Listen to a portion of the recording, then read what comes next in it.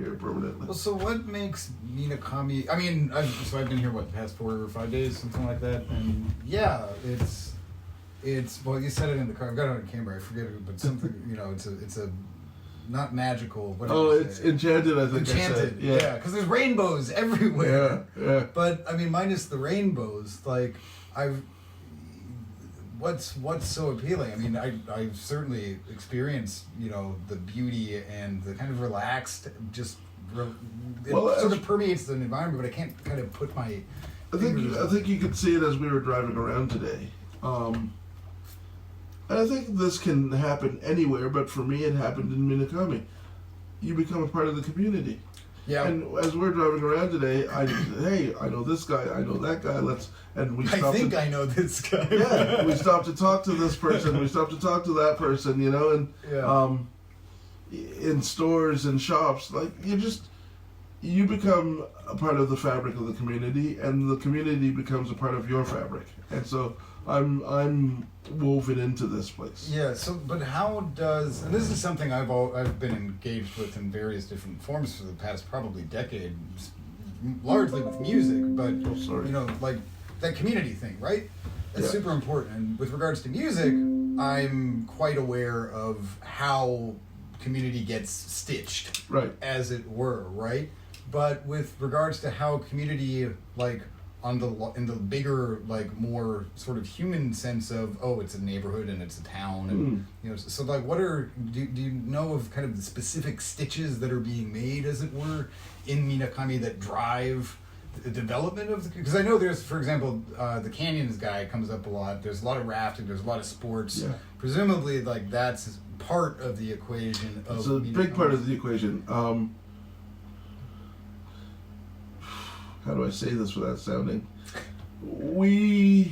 Those of us who were here at the beginning of the adventure industry, most of us, there was 1 or 2 Japanese companies, but the biggest company on the river at that point was a foreign company called Great Outdoors. Okay. And most of us all worked for Great Outdoors. All right. When Great Outdoors sort of started to take a backseat and other companies started to come up, a lot of the guys would spread out and start their own business. And I guess there were some people who gave to the community and other people who just took from it and left. And those of us who decided that we were going to stay, we were the ones who were giving back. We're the ones who are creating business and creating jobs for locals. We're creating different experiences for people. Yeah. Me as a chef and now a restaurateur and now an entrepreneur, I don't create any of the business or any of the experience on the river, but when you get off the river, I have a comfortable place for you to relax. Yeah. I have a different menu for you to check out. I have a different environment, a different atmosphere for you to be a part of. You could go to a typical Japanese izakaya. Yeah. And they're great if that's what you want. Right. But sometimes you want something different. And being not a typical Japanese person, right. I offer something completely different. So, and people find that comforting. So I'm actually super curious. I haven't asked you, I think, at all in any of our conversations thus far, really about your restaurant. I mean, back in the day, I wouldn't call myself a chef, but give me a good kitchen, some knives, decent.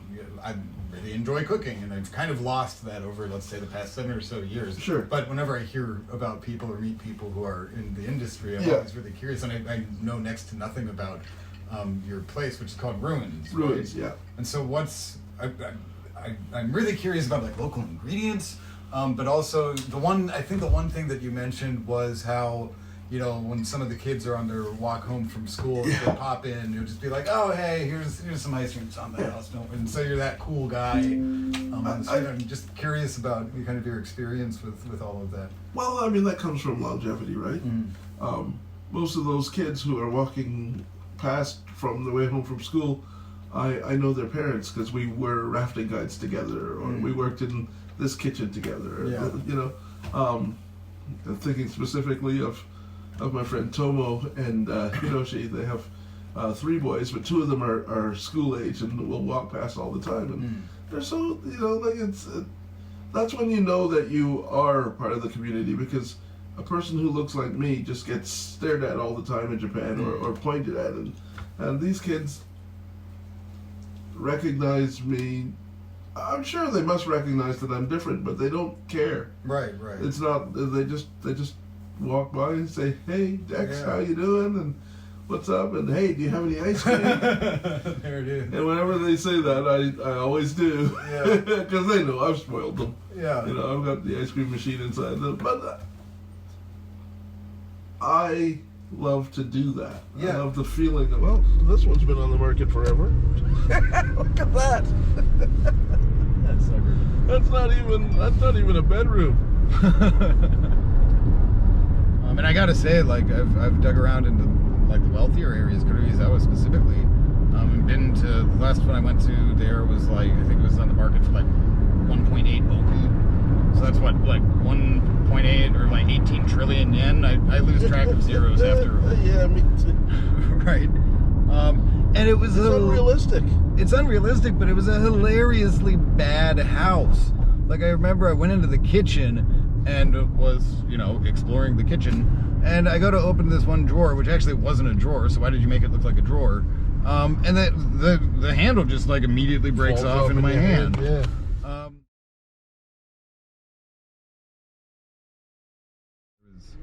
See that White House? Yeah. That's the one we're going to. Are you kidding me? Right by the bridge, right by the river? Right by the bridge, right by the river. And you could just jump off that every day. Yeah, if you wanted to. Bungee jump every day. Just wake up, jump off a bridge. Yeah. See this mountainside in front of it? That's been clear cut? Yeah. They clear cut that about probably 8 or 9 years ago. And never did anything with it? No, then they planted. So now see all the small trees up there that are all they're all sakura. So every spring this is gorgeous. That is the best story of 2020. They clear cut it and then they replanted it? Yeah. And it's all beautiful sakura. That's fucking amazing. Look at this guy. Yeah. I know several people who have looked at it, and for different reasons, whether it just didn't fit what they wanted, but it's out there. And I think the biggest problem with it is that it's overpriced. I think they're asking for like $1 million. American.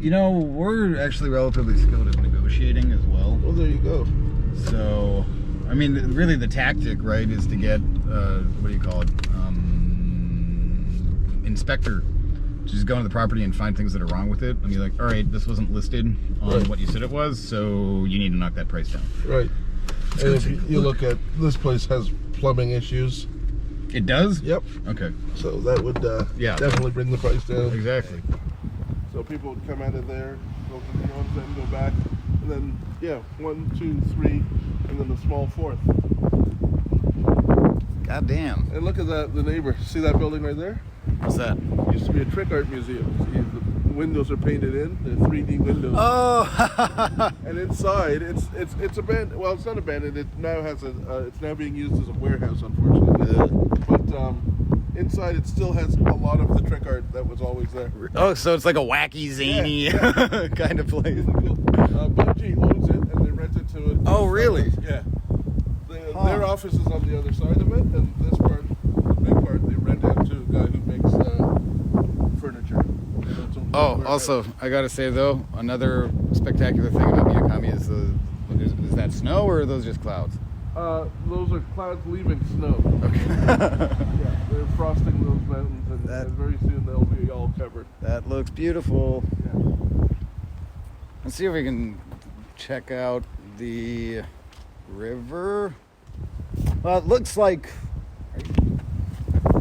you can go around.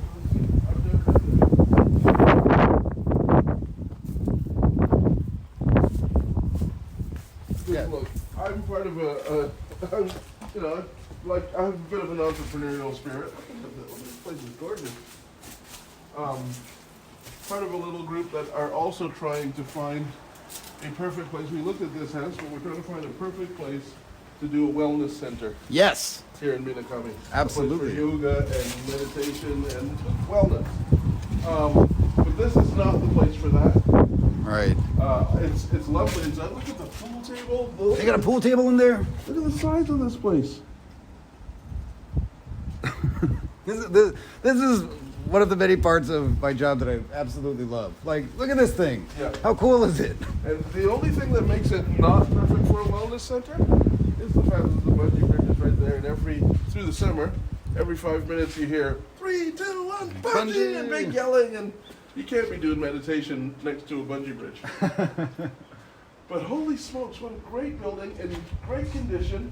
Yeah. Although it sounds like you said with authority it's got plumbing issues. Yes, it does. Okay. It does, but It's nothing fixable. irreparable. Exactly. I mean, that's another thing that really kind of bugs me about just real estate in general, especially with people making all these lofty statements about sustainability and recycling, blah, blah, blah, blah. It's like, why don't you just repurpose these things and retrofit them instead of building a completely new structure? Man, like, of course, it depends on the circumstances, and sometimes it is more expensive to... See this wicker couch? Yeah. I had one like that at my house. The house we were just at. Mm-hmm. And it was outside, because it's a wicker couch, it stands up. It was outside, and I would take the cushions off, and when I wanted to use it, put the cushions back on. Last winter, the people who rent my house for the winter when I go away, they had a bonfire, and they put my couch in the fire. They thought it was garbage, and they burned my couch. I would wreck those people. This year, they're paying a huge security deposit. Yeah. What the fuck? Burned my shit.